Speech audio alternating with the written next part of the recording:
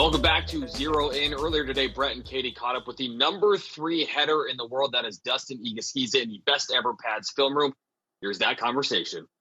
And the number 3 ranked header in the world, Dustin, joins us right now. Dustin, before we get started, thanks for joining us in the Best Ever Pads film room.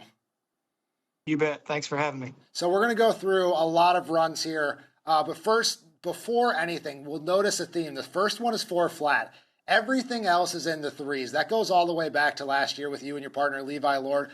What do you think the key is for you guys to be in the 3s more than anyone else in the PRCA over the last couple of years? Team roping, there's a lot of ups and downs, and thankfully we've been on kind of an up wave this winter so far, and our run seems to be pretty fast whenever it comes together, and it seems like it's coming together a lot more this year than it has in the past. We've caught more steers than we ever have. We've made way more short rounds than, I don't know for sure, but I think we've been in almost every short round this year, maybe except Houston. So speaking of those short rounds, let's kick things off early in the season at the National Western in Denver. As Brett said, it was the only 4-second run that we're going to talk about. 4 flat there in the finals to win it. Let's break this one down. I want to know about the setup here, Dustin. What is it like in Denver, and how difficult is it to be so fast? Denver's a great setup. They usually have pretty good steers there, and they sort some really good steers for the short round. So that's a huge part of being fast, is having a steer that'll let you win on him. And that was actually one of the steers that we wanted to draw prior to that night. We always pick 2 or 3 out that we really want and go in there and watch him draw and hope to have those. And that steer ran a really good pattern, and he stayed straight, maybe just a little half step left, which let me roll him around there. And Levi read it perfect and heeled him on the first legal jump. And that's really what helped that run set up fast. That one didn't feel like we kind of bombed out or anything like that. It just felt like a good snappy run, and my horse faced good, and Levi came tight. And that was really the steer made that run, honestly. There's some in there that you probably couldn't have been 4 flat on, but pretty thankful to have that one. Dustin, when you look at those 2 or 3 steers that you won every single night, what are you looking for in them?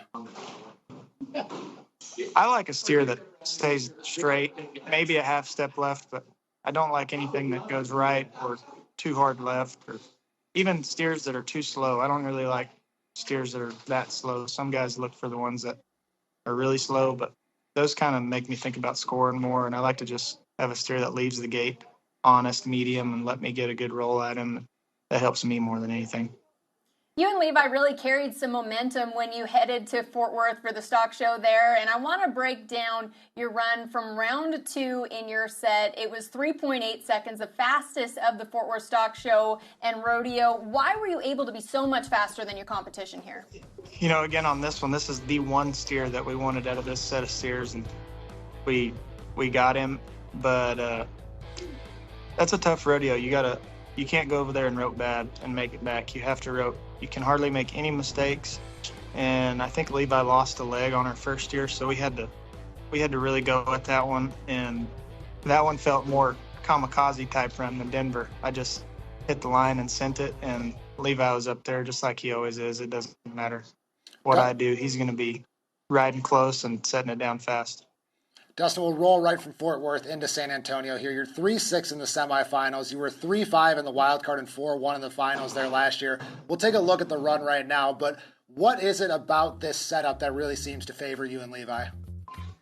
Man, I love San Antonio. It's got to be, I have like a top 5 favorite rodeos maybe, but San Antonio might be number 1 if you're not counting Vegas. I love that rodeo. The environment's great. I love hanging out down there, and fans are always awesome, but the barrier's 1 under, I think, and they always have good Bobby Joe Hill Mexican steers, and they're it just seems like a really fair rodeo for everybody. You never feel like you get outdrawn or outran. Like if it's a longer score rodeo and you have a faster steer, it's hard to win on him nowadays. But in that setup, it seems like you can win on almost any steer they bring you there because the barrier's short enough to give you a chance still.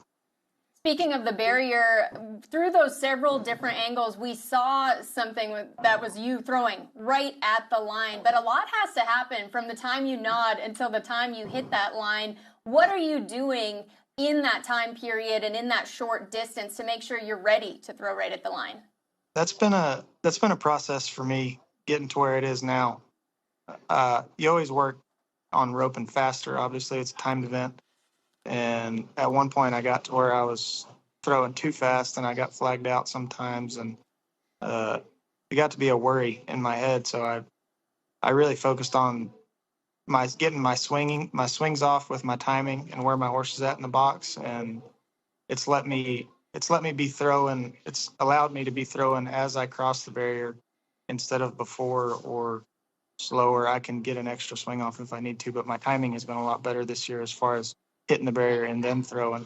But there's a lot that goes into that. Your horse has to stay flat when you nod and give you a good send. It takes a special horse to be able to do that, and that bay's really been a big key for our success this year so far. Dustin, we'll go on to Austin now. 3-9 in the finals there. We mentioned good runs in Fort Worth, good runs in San Antonio. You mentioned you made basically every short round except Houston. Here you finally pay one off for the first time since Denver. Take us through this run. What this one feel like to win Austin? That was a pretty good steer. Also, Levi did an amazing job right there. That steer was easy for me to head. He left good and had his head up in the air, but you can see in that video he kind of hides his butt when I turn him a little bit right there. He hits out, and then he hides his butt from Levi when he throws, and that's very easy to make a mistake when you're heeling, and he did a great job of seeing that and heeling the steer and coming tight, and I think Levi made that whole run right there. That was all him. So from your perspective, what did Levi do in particular right there to make sure that he was able to get those 2 feet? I wish I knew. I wish I could heel as good as Levi. I think I might just be a healer, but he rides really tight position, and he uses maybe seeming like a smaller loop than average guys now, and he's always really close to the steer.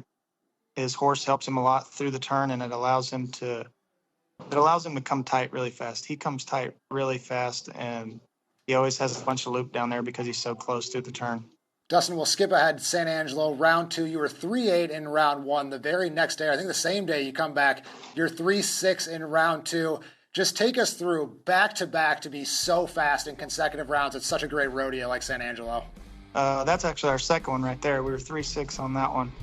That one was really slow the first time, so I had to see a little more start than I would have liked on that one, and I was kind of late.